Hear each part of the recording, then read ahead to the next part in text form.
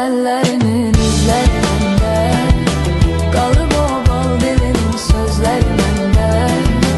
Sənin heç yadına düşməyir bu məhəbbət indi, qalıb o odun alovun gözləri məndə. Sənin heç yadına düşməyir bu məhəbbət indi, qalıb o odun alovun gözləri məndə.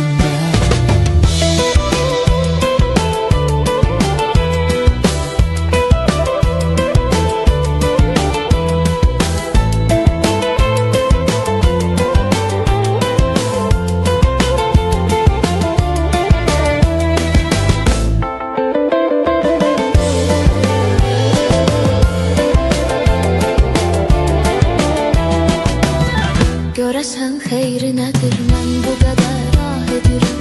Bu fani dünyanı dərd ocağına bənzədirəm.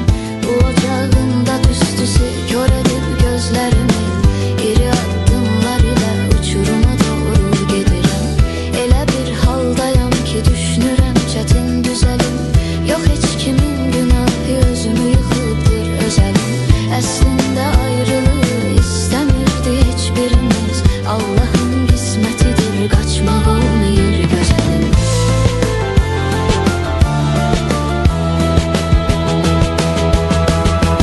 Qalıb o əllərinin izləri məndə, qalıb o bal dilinin sözləri məndə.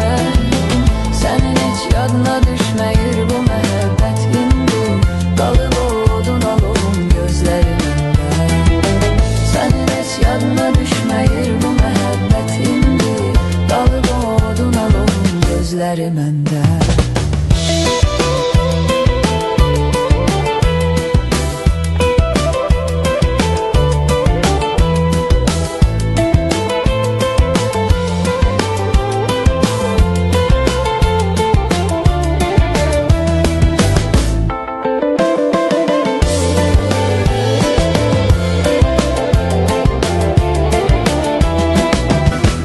Getsəm, hara baxsam, hara salsam da nəzər, yenə o gül camalın gözlərimin önünü bəzər.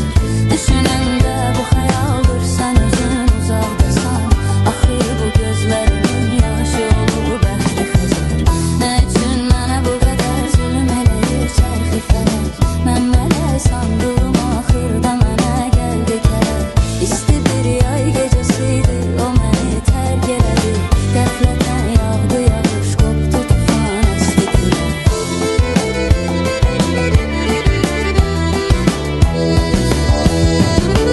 Qalıb o əllərinin izləri məndə, qalıb o bal dilinin sözləri məndə. Sənin heç yadına düşməyir bu məhəbbət indi, qalıb o odun alovun gözləri məndə. Sənin heç yadına düşməyir bu məhəbbət indi, qalıb o odun alovun gözləri məndə.